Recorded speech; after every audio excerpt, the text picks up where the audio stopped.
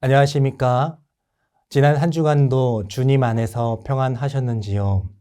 이번 주도 하나님의 은혜 가운데 모든 겨자씨와 겨자씨 인도자분들 또 그리고 겨자씨 원들에게 하나님의 은혜가 또 풍성하게 덧입혀지기를 간절히 소망합니다.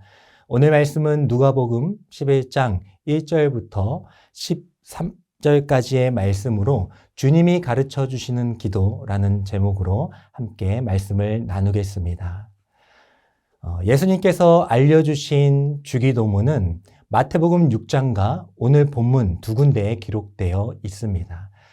우리가 예배 시간에 하는 주기도문은 마태복음의 주기도문입니다. 누가복음의 주기도문이 좀 더 요약되고 또 짧게 함축되어 있는 내용을 담고 있습니다.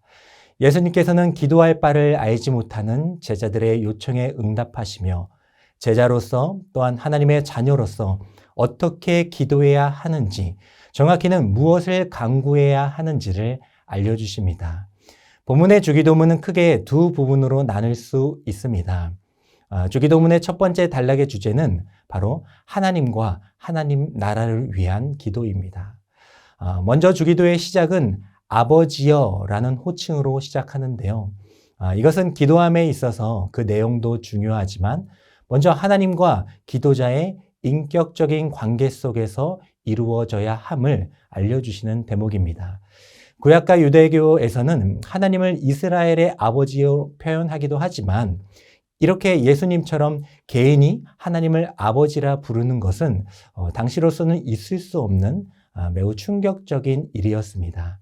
하지만 예수님께서는 하나님을 아버지라 부르심으로 하나님과 우리의 관계를 분명하게 규정해 주셨습니다. 그 다음으로 예수님은 이름이 거룩히 여김을 받으시오며 라고 기도하시며 하나님의 이름이 이 세상에서 존귀하게 되기를 위해서 기도해 주셨습니다. 이는 주기도문이 단순한 말의 고백이 아니라 기도자 자신이 거룩하신 하나님의 이름을 영광 받으시도록 세상 속에서 빛과 소금처럼 거룩함을 지키며 살아가기를 원하시는 간구하는 기도라 할 수가 있습니다. 성도의 삶을 통해 하나님의 이름이 드높여지고 또 가리워질 수 있음을 우리는 늘 기억하며 살아가야 합니다.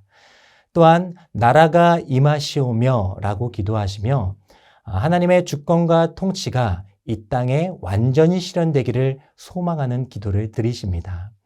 하나님의 나라는 현재와 미래의 의미를 담고 있는데요. 이미 시작되었으나 아직 완성되진 않은 나라를 말하고 있습니다.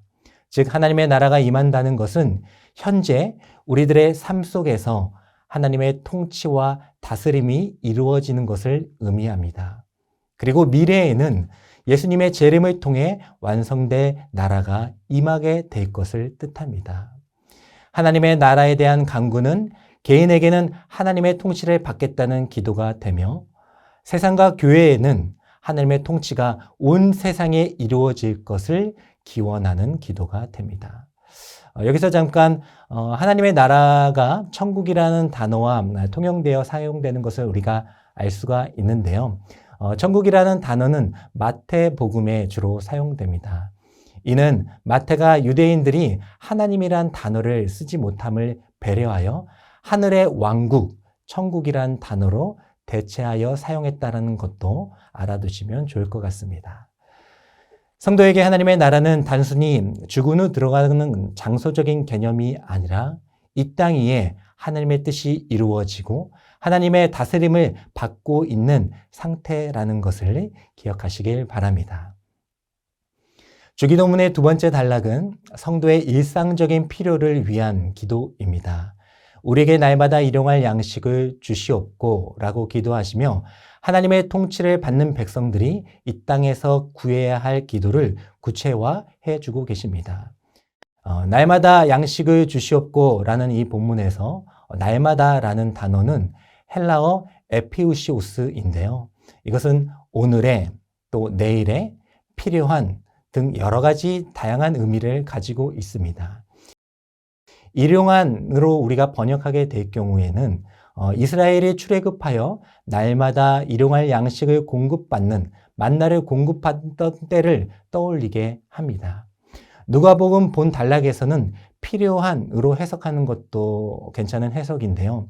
즉 하나님께서는 그저 시간이 되시면 시시때때로 기계처럼 주시는 분이 아니라 우리에게 꼭 필요한 양식을 주실 것을 신뢰하는 기도로 해석할 수도 있는 것입니다. 우리가 우리에게 죄 지은 자를 사하여 주시는 그 제사함의 기도를 이어드리고 있는데요. 이것은 죄에 대해서 무조건적인 용서를 구하는 것이 아니라 우리가 우리에게 죄 지은 자를 용서한 것을 전제로 하는 기도입니다. 예수님께서는 제자들에게 용서할 것을 말씀해 주셨습니다. 마태복음에선 1만 달란트 빚진 자의 비유를 통해서 말씀해 주셨고요. 또 형제가 죄를 범하면 몇 번이나 용서해야 하는지를 묻는 베드로의 질문에 대해서 70번이라도 7번 용서하라 하시며 직접 언급해 주시기도 하셨습니다. 제사함은 오직 예수님에 의한 것이기 때문에 우리의 제사함에 대한 기도는 성도가 용서함을 받기 위한 수단으로 작용될 수 없습니다. 다만 하나님의 다스림을 받는 성도가 할 수 있는 특권이자 증거가 되는 것이죠. 그리고 예수님께서는 시험에 들지 않기를 간구하는 기도를 하십니다.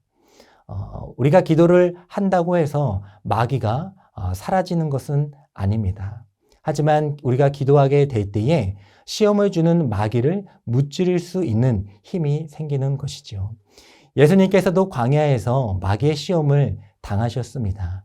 하지만 하나님의 권능과 능력을 사용하지 아니하시고 하나님의 말씀으로만 마귀를 쫓아내셨습니다. 그래서 시험에 빠지지 않도록 기도하는 것은 시험과 고난이 우리 인생 가운데 찾아올지라도 무엇을 붙잡아야 하는지를 간구하는 기도가 되는 것입니다. 또 5절부터 8절까지는 예수님께서는 밤에 찾아온 친구의 비유를 통하여서 우리가 어떤 마음으로 자세로 기도해야 하는지를 알려주십니다. 예수님께서는 밤에 찾아온 친구의 비유를 통해 우리가 하나님께 간구할 때에 더욱더 간절하게 기도하기를 원하시는데요. 말씀을 들어보면 한밤중에 한 친구가 찾아와 떡 3덩이를 요청하게 됩니다. 그 당시 팔레스타인 지역에서 친구가 찾아와 요청하는 것은 매우 일상적인 일이었습니다. 주인은 친구의 간청을 거부하려고 하였지만 끈질기게 간청하는 바람에 그 요청을 들어주게 되지요. 예수님께서는 8절에서 이 말씀을 정리하시며 이렇게 얘기하십니다. 친구가 한밤중에 찾아와 간청할 때에 들어줄 수밖에 없는 것처럼 하나님께 우리가 간청할 때에 하나님께서도 들어주시지 않겠느냐라고 말씀하십니다. 여기서 중요한 단어는 바로 친구가 아니라 간청이라는 단어입니다. 우리가 하나님의 자녀라고 해서 하나님께서 모든 것을 허락하시는 것은 아니라는 것이죠. 나병 환자는 부정한 자였지만 그가 간청할 때에 예수님께서는 그 간청을 들어주셨습니다. 백부장은 이방인이었지만 그가 예수님께 간청할 때에 그의 종을 고쳐주시지 않았습니까? 우리가 어떤 신분인가가 중요한 것이 아니라 어떤 자세로 기도에 임하느냐가 중요한 것입니다. 하나님께서는 우리의 기도의 자세를 지켜보고 계십니다. 간청하지 않는 자에게는 기도의 응답이 이루어지지 않음을 기억하시길 바랍니다. 마지막 3번째 단락은 9절부터 13절까지의 단락입니다. 예수님께서는 제자들에게 구하라, 찾으라, 두드리라 라고 권면하십니다. 그리고 구하는 자에게는 받을 것이요, 찾는 자에게는 반드시 찾을 것이요, 두드리는 자에게는 반드시 열릴 것이다 라는 기도의 응답에 대한 확신을 주십니다. 하나님은 자녀가 생선을 달라고 할 때에 뱀을 주지 아니하시고 달걀을 달라고 할 때에 정갈을 주시는 악한 부모와 같지 않다라고 말씀하십니다. 악한 자라도 자식에게 좋은 것을 주듯이 하나님 아버지께서는 구하는 자에게 성령을 주시는 분이라 말씀해 주십니다. 이 구절은 마태복음보다 더 구체적인 것으로 기도의 핵심은 성령님을 받는 것임을 강조해 줍니다. 즉, 기도는 단지 물질적인 필요를 위한 것이 아니라 하나님의 뜻을 이루기 위한 능력과 인도하심을 구하는 것임을 우리에게 분명히 알려주십니다. 이제 말씀 나눔을 하겠습니다. 하나님을 아버지라 부르며 기도할 수 있는 것은 성도에게 있어 가장 큰 은혜 중 하나입니다. 하나님 아버지께 드리는 기도는 자녀가 아버지에게 구하는 것처럼 친밀한 관계 속에서 이루어지는 대화가 됩니다. 하나님은 이미 우리의 모든 형편을 알고 계시지만 그럼에도 불구하고 우리가 구하고 찾고 두드리기를 원하십니다. 그것은 하나님께서 우리의 기도를 통해 우리의 마음과 중심을 살펴보시기 때문입니다. 또한 하나님께서는 마땅히 성령님을 간구하기를 원하십니다. 왜냐하면 이 세상에서 우리의 소원이 이루어지는 것보다 성령님을 통해 하나님의 나라가 우리의 삶 속에 이루어지는 것이 가장 큰 축복이기 때문입니다. 함께 기도하기를 원합니다. 하늘에 계신 우리 아버지, 주의 자녀로서 마땅히 구할 것을 구하며 살아가게 하옵소서.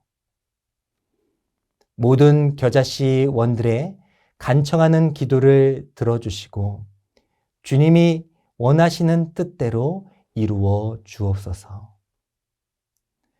가장 좋은 것을 주시는 하나님을 신뢰하며 우리에게 선물로 주신 성령님으로 충만한 삶을 살아가게 하옵소서.